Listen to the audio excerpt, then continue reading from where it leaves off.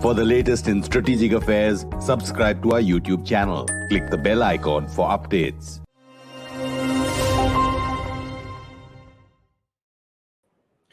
This is StratNews Global. I'm Amitabh, Revi, and on the gist today, our expert is Dr. Trita Parsi, an expert and analyst on Iran.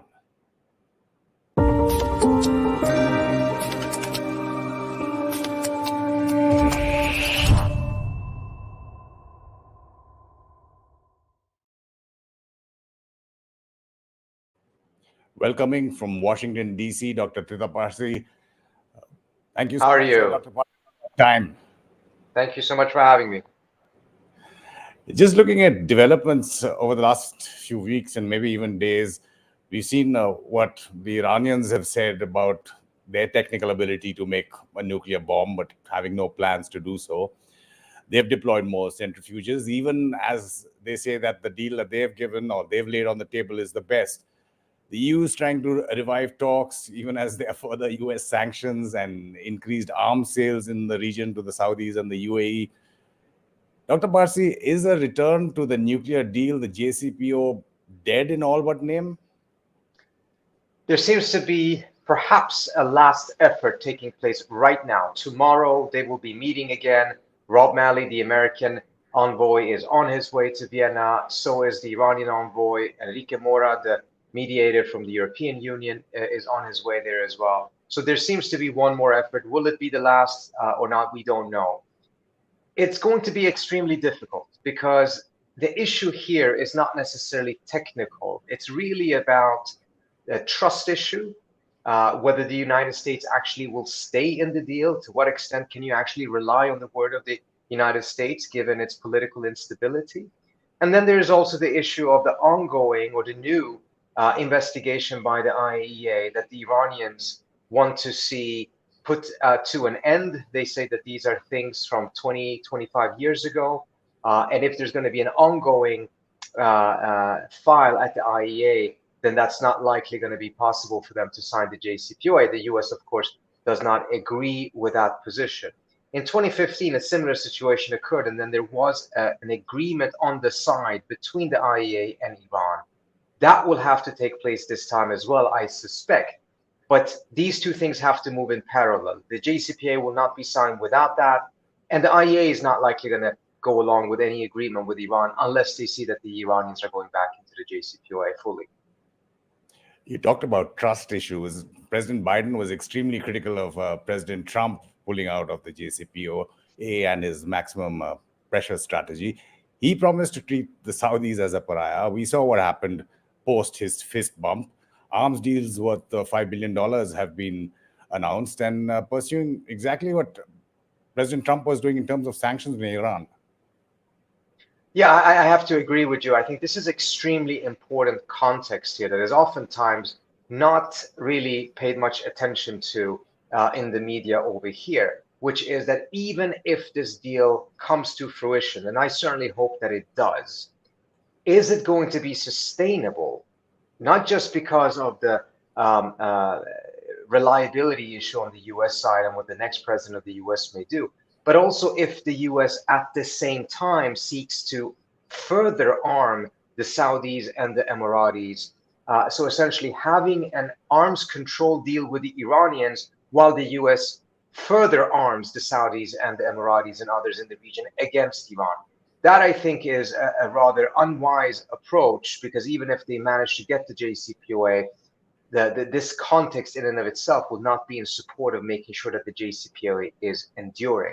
And Biden himself committed, in my view, a significant mistake that, in my estimation, is the key reason why this has become so problematic. And that is, he should have gone back into the deal right away instead of sought this prolonged negotiated outcome, which may not come to fruition. But even if it does, it will have been a year and a half of actually trust depleting exercise rather than a trust building one, which makes it very different from the negotiations of 2013 to 2015.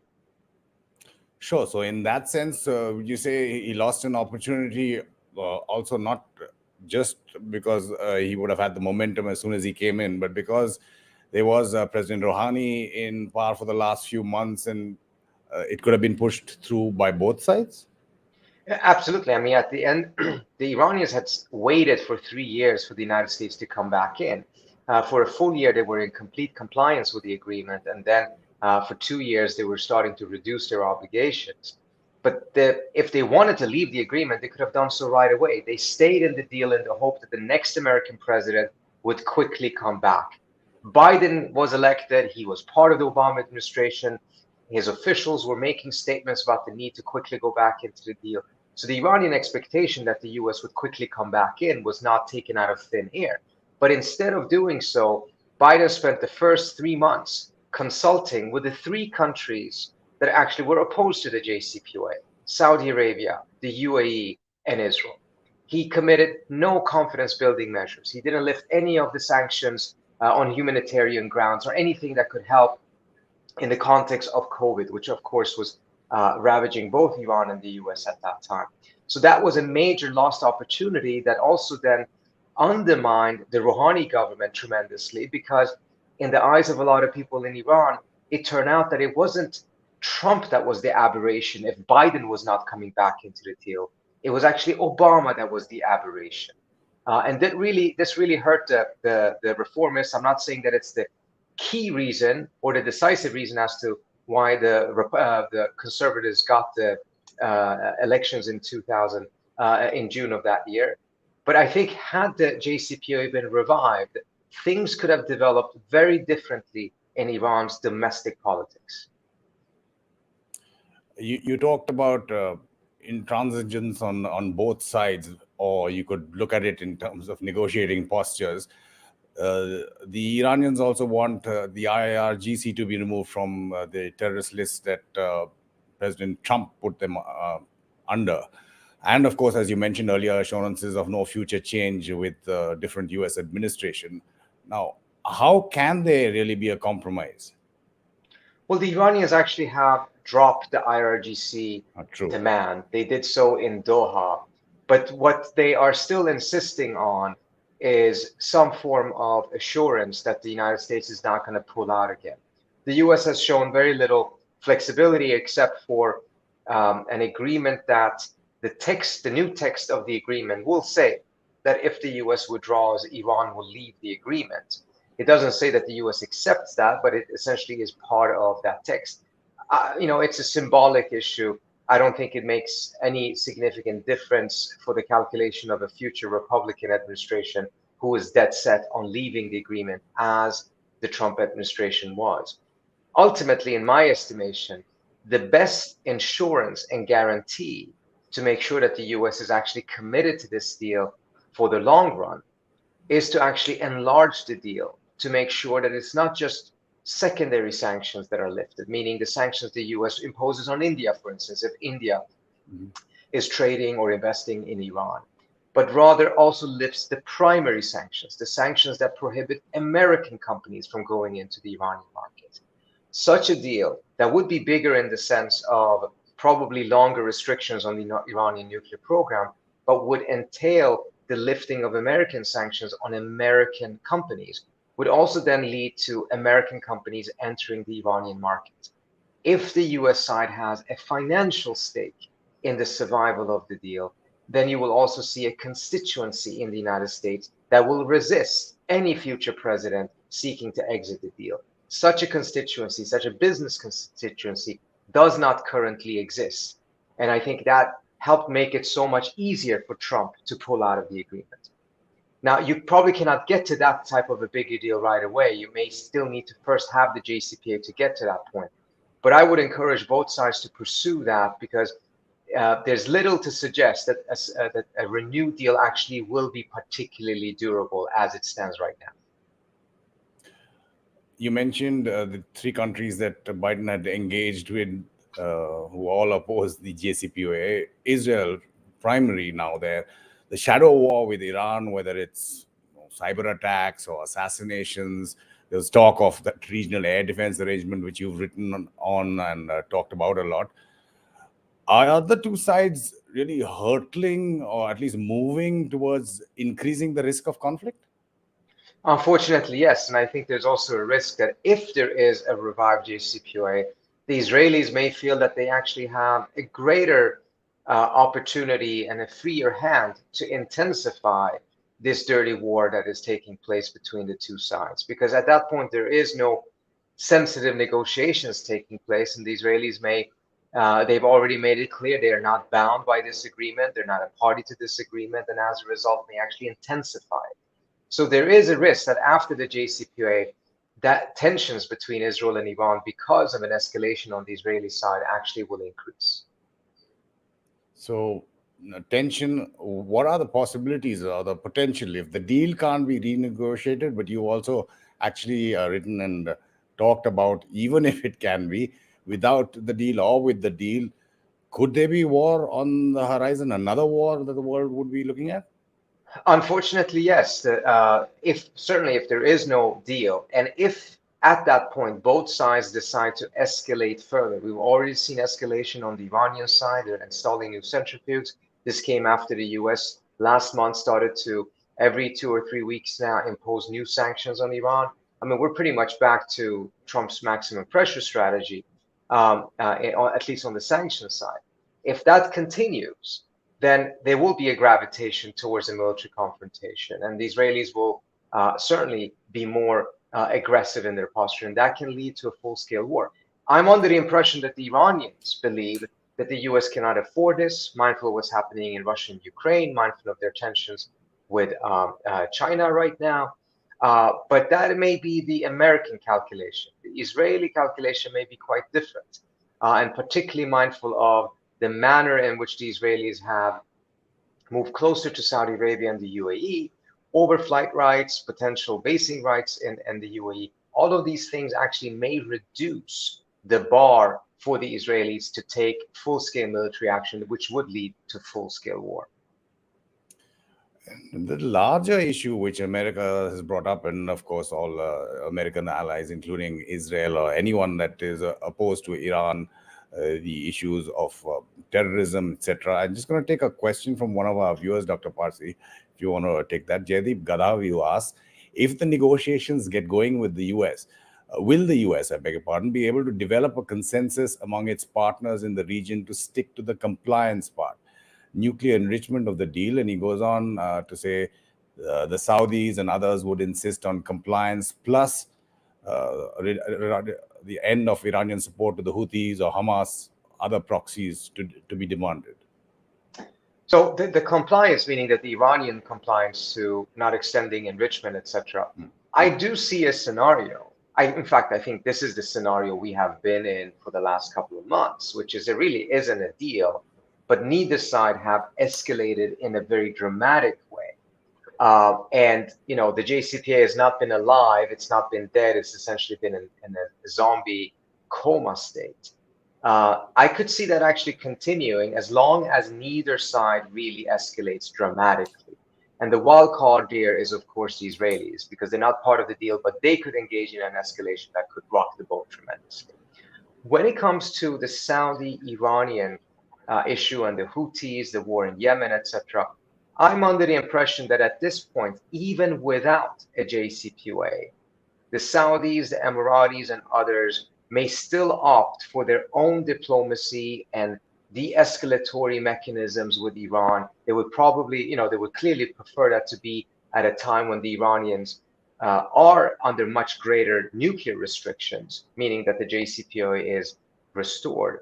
But even without it, I'm left with the impression that all sides have now come to the conclusion that with the US clearly leaving the region, or at least that's the impression they have, the risk of confrontation, the cost of confrontation between them is too high, and they want to reduce their tensions and engage in their own diplomacy. What's interesting with all of this is that the desire for a diplomatic solution on the Saudi side and the Emirati side with Iran really did not exist that strongly until it became clear to them that the United States was not going to go to war with Iran on their behalf. Once it became clear to them under the Trump administration that the US actually was more or less leaving the region militarily, or at least not being willing to commit to the region militarily, it's only at that point that these two countries started to really develop an interest for diplomacy with Iran, which raises the question, is the US's military presence in the region, has it actually been an impediment for intra-regional diplomacy, rather than what many advocates in Washington believe, that the US's military presence has been a stabilizing factor.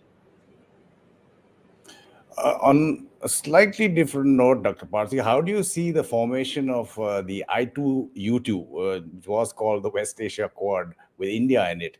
Is that just another step that the US is trying to push towards normalization of ties with Israel, or is there a larger kind of dynamic there? No, I think it's both. On the one hand, the Biden administration is completely following the Trump administration's strategy here, which is to push for other countries to normalize, integrate Israel without a single Israeli concession on the Palestinian issue. They're simply just sweeping that under the rug without any consideration whatsoever, not only for what the rights of the Palestinians are, but also what destabilizing impact that will have on the region if that conflict actually is not resolved, but is cemented in the manner that the Abraham Accord and this other arrangement would be doing. Moreover, I do think it's very dangerous if there is a continuation, perhaps baby steps, but nevertheless the direction seems to be clear, of creating some form of a military alliance in the region, organizing the region against Iran. This is what the US has tried to do for the last 40 years in the region. It's been an utter disaster. It's destabilized the region. It's cemented conflict. And even Tony Blinken himself wrote this in the New York Times when Trump was doing this, saying that an anti-Shia alliance masquerading as a peace agreement or a defense alliance will only make matters worse in the Middle East. This is what he himself wrote in the New York Times when Trump was pursuing the very same policy that unfortunately Biden seems to be carrying on as well, with this aim of seeking to please the Israelis by arranging the region this way, and perhaps naively thinking that this can be done while at the same time having a JCPOA. If there is a JCPOA, and if there at the same time is an effort to arrange and organize the region against Iran, the JCPOA will not be enduring. It will collapse, and eventually we will have some form of a conflict, I fear. Another question from a viewer, Dr. Parsi, from Matara, who says, why should other countries, especially democracies, save autocracies and dictatorships stuck in the previous millennium? No one is here to save democracies or save autocracies. This is simply not what this is about. If the world truly was organized around those principles of autocracies against democracies or vice versa, then you would not have had the trip that the Biden administration took just last week to the Middle East, in which Biden was fist bumping the dictator in Saudi Arabia, as well as other authoritarian leaders in the Middle East. I fear that this type of a prism of thinking that the world is divided between autocracies and democracies will only fuel and intensify risks for conflict rather than an ability to come to peace. It obviously would be fantastic if more countries were democracies, but we have seen what the result of an American effort to forcefully democratize countries by the barrel of gun. It's only led to more instability. It's only led to more conflict, and it's only led to more suffering for ordinary people, and it certainly has not made existing democracies any safer. You talked earlier about primary sanctions and the need for American financial institutions and businesses to be involved to keep the longevity of a deal, if it was to go through, alive. But when you were talking about secondary sanctions, you mentioned India. Sanctions on Iran have hurt India's interests, and many feel actually shackled its Iran policy, whether it's petroleum imports or the development of the Chabahar port. But how do you see the impact of what happens, whether there's a deal or no deal, on India's ability to pursue its interests? I think if there is a deal, obviously it will be much, much better for India and many other countries that not only have an interest, but frankly have a need for trade with Iran. The land corridor to Russia, for instance, is important to India. Economic developments, the Chabahar port, there's many commonalities and interests economically between India and Iran. But I also do believe that there's risks both with a deal and no deal. Again, if there is a deal, but it only lasts a year and a half because the next president of the United States pulls out again.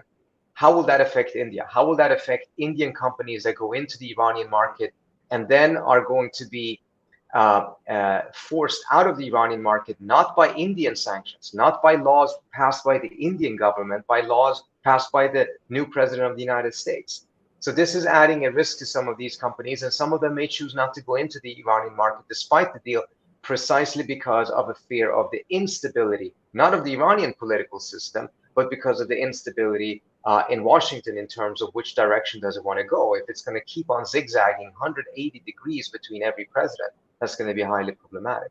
If there is no deal, however, I do also see a scenario in which over time, there's going to be more and more countries that are simply not going to honor American sanctions, because American sanctions are not part of international law.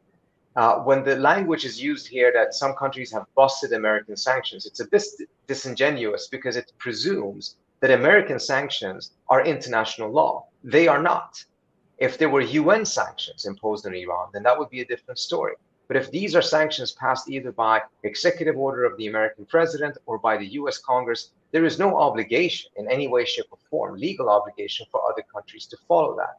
And as we are moving towards a multipolar world, we've already seen how India has acted in the Russia-Ukraine scenario, which has been quite displeasing to Washington. I suspect that we will see more countries continuing their trade with Iran, disregarding American sanctions, but there will be risk in that as long as that trade is taking place in dollars. If it's not taking place in dollars, however, there will be a degree of insulation from the American sanctions. And here I think the US itself is hurting itself because it's overusage, excessive overusage of secondary sanctions is actually pushing a lot of countries away from using the dollar as the primary currency for trade. Point taken there.